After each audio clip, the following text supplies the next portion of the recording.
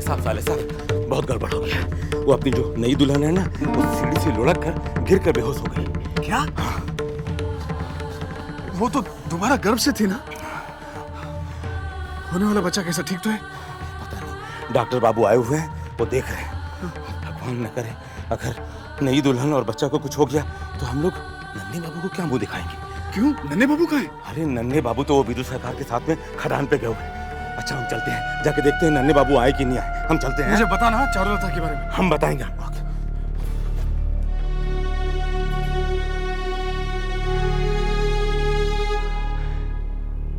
ये हवेली को हो क्या रहा है? एक के बाद एक दुर्घटनाएं होती जा रही है। लगता है किसी की नजर लग गई। हे भगवान, रक्षा करना। जय मां।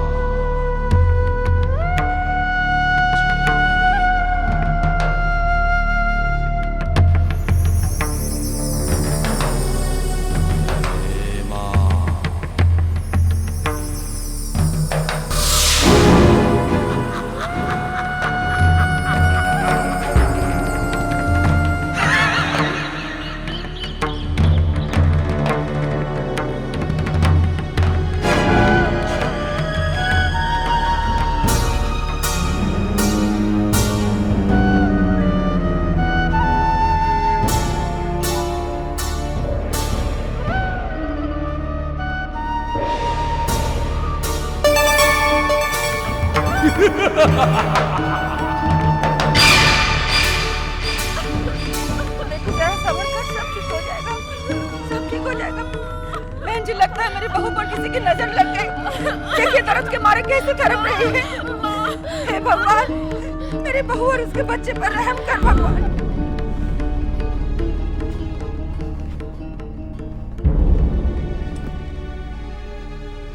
घबराई मत मजे बाबू, बुरहानी ठीक हो जाएगी। ये डॉक्टर बहुत अच्छा है, काफी नाम है डॉक्टर का, सब ठीक हो जाएगा।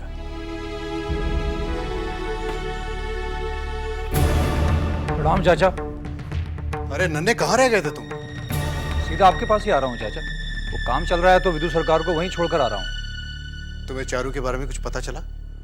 चारू के बारे में? क्या हुआ उसे? तुम अंदर जाओ, डॉक्टर उसे देख रहा है, वो गिर पड़ी थी। क्या?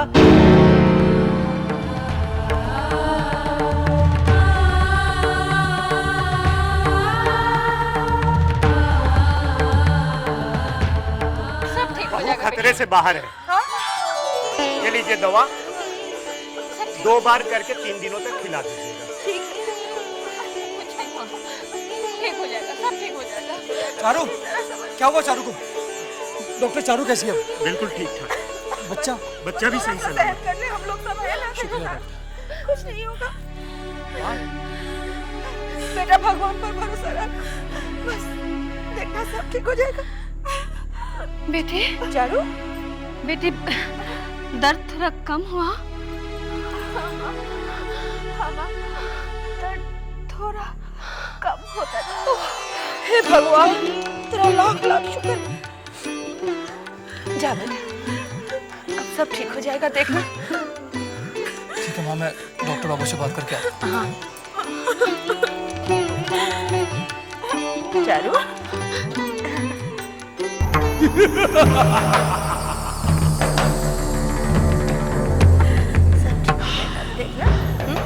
बड़ी माँ, पिंजरे का वो तोता मर गया। क्या? हाँ बड़ी माँ।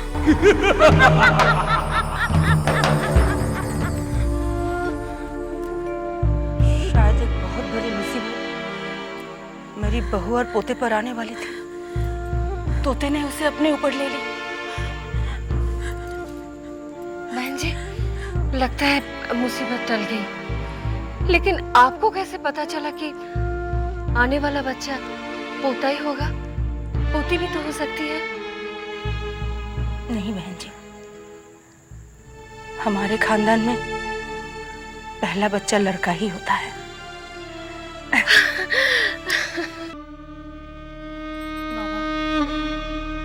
बाबा, मुझे बहुत डर लग रहा है। जब मेरे पति की मौत हुई थी तो हवेली का एक जानवर मर गया था। आज जब मेरी बहू घर से है तो एक तरफ वो सीढ़ी से गिर पड़ी और दूसरी तरफ हवेली का तोता मर गया। लगता है इस हवेली पर किसी की बुरी नजर लग गई है।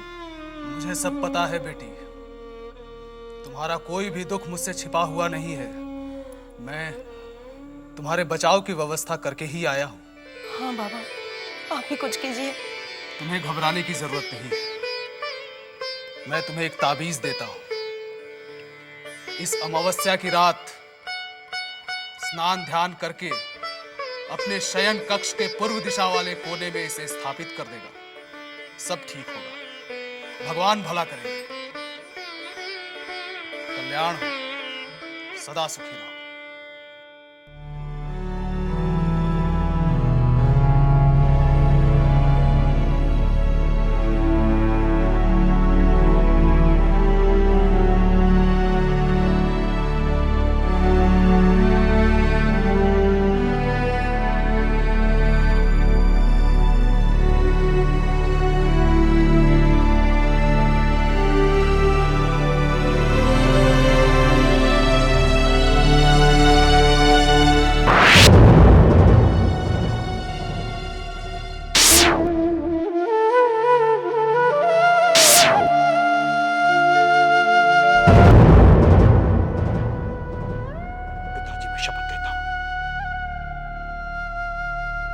शपथ लेता हूं कि मैं आपकी मौत का बदला लेकर ही रहूंगा।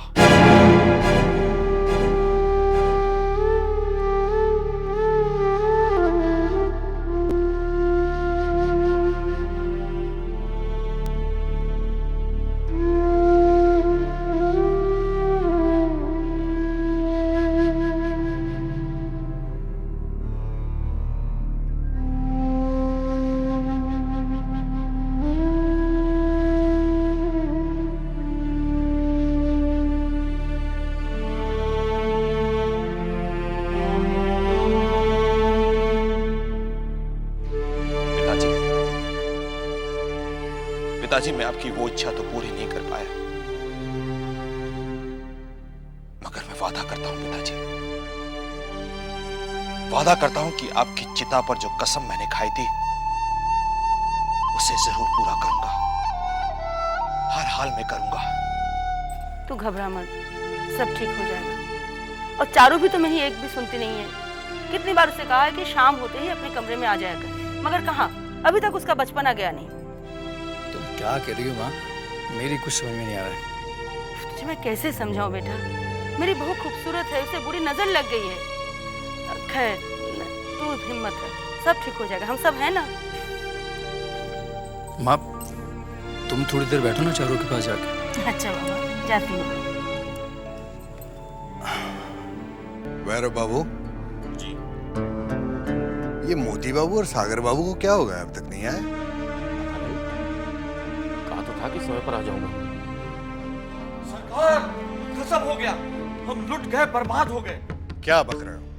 सरकार, कोयले की खदान से कोयला नहीं, पत्थर निकल रहा है। क्या? कहीं तुम्हें धोखा तो नहीं हुआ है? नहीं सरकार, धोखा नहीं हुआ, मैं अपनी आंखों से देख कर आ रहा हूँ। और इंजीनियर ने भी कहा है कि इस खदान में कोयला नहीं है, सिर्फ पत्थर ही पत्थर है। पत्थर निकल रहे, कोयला नहीं? लेकिन पहली खुदाई में तो कोयले निकले थे। यही सवाल मैंने इंजीनियर से पूछा। उसने कहा ऐसी खदानों में ऊपर ऊपर कोयला रहता है और अंदर में सिर्फ पत्थर। ऊपर ऊपर कोयला रहता है, सिर्फ पत्थर? पत्थर निकल रहा है, कोयला नहीं। ये नन्हे, ये लोचन, नन्हे को बुला के ला।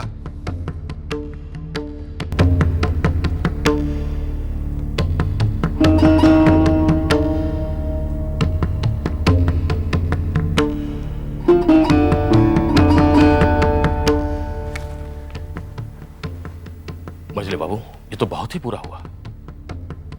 आपने तो सब कुछ दांव पर लगा दिया था। ये सब ये सब नन्हे की नादानियों का नतीजा है भैरव बाबू। चाचा जी ये सब क्या सुन रहा हूं मैं? सही सुन रहे हो नन्हे, सही सुन रहे हो।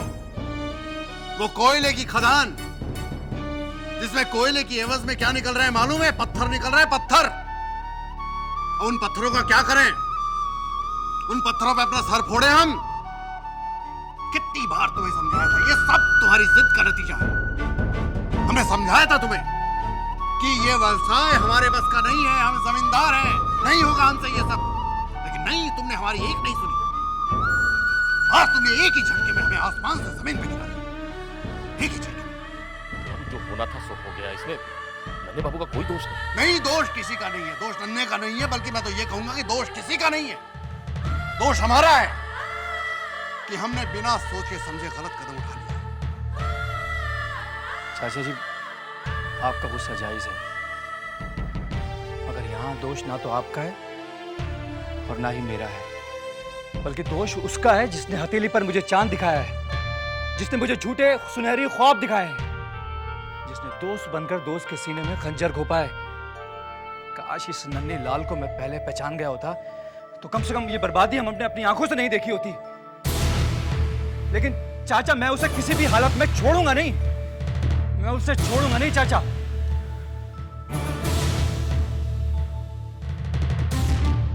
हिम्मत से काम लीजिए।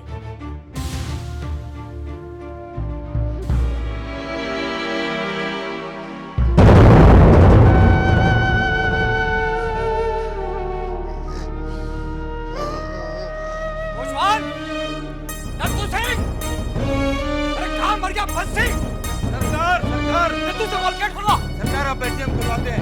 नन्नू सिंह, दरवाजा खोलो, नन्हे बाबू की सवारी जा रही है। चल जल्दी।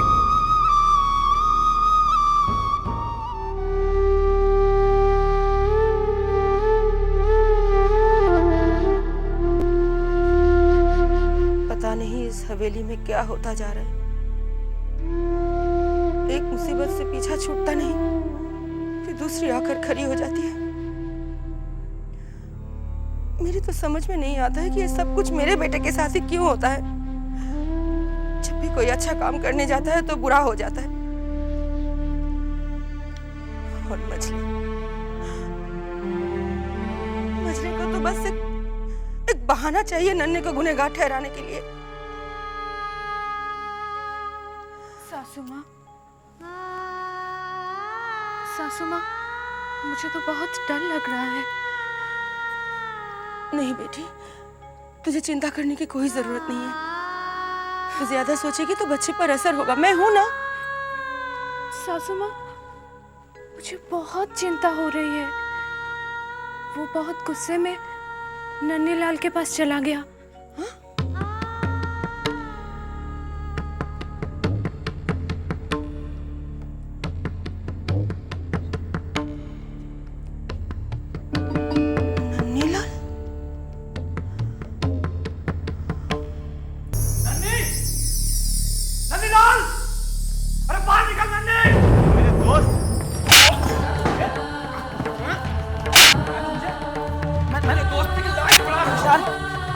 लगती है यार, मारते रहोगे, कुछ बोलोगे भी।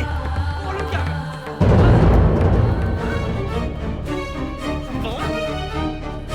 मुझे धोखा दिया है। अरे चला तो तू था, मैं जानता था अच्छी तरह से।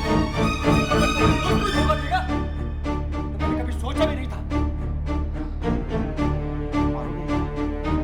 मैंने क्या चाहिए बताओ? धोखा दिया है तूने मुझे, धोखा। अरे तेरे कहने पर मैंने वो कोयले की खदान खरीदी। मैं तो पहले से कारोबार नहीं करना चाहता था। नतीजा क्या हुआ पता है तुझे? हीरे के बजाय पत्थर निकल रहे हैं उसमें से।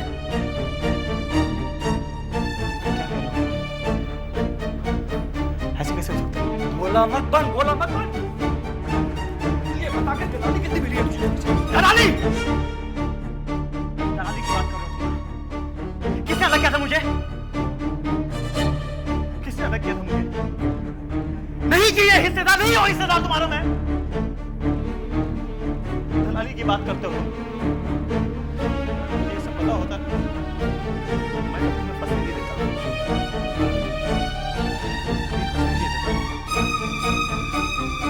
तुम मेरे, तुम्हारे जान दे सकता हूं। तुम दलाली की बात करते हो।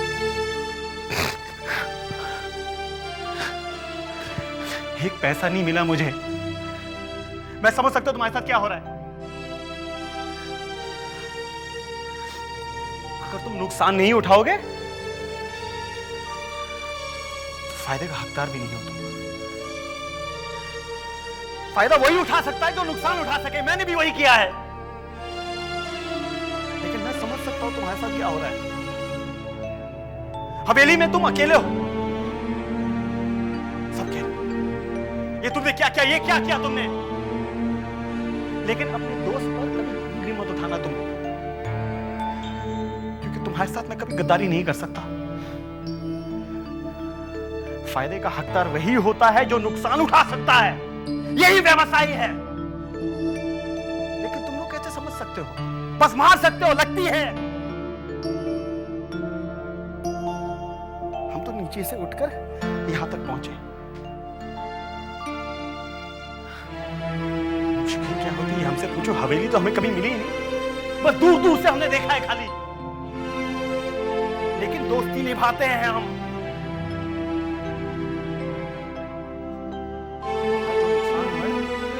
अगर 2-3 हजार का नुकसान होता तो मैं अभी भर देता, अभी भर देता, मैं सब भर देता मैं। लेकिन लाखों की बात है, कहां से। लेकिन मैं तुम्हारा भी साथ दूंगा मैं। जितना तुम्हारा नुकसान हुआ है ना, मैं तुम्हारा साथ दूंगा, उतना ही फायदा होगा तुम्हें। मारो मुझे, मारो मारो मारो मुझे, मारो। मार क्यों ले रहे हो? मारो ना मुझे। अरे जा क्यों रहे हो, मारो।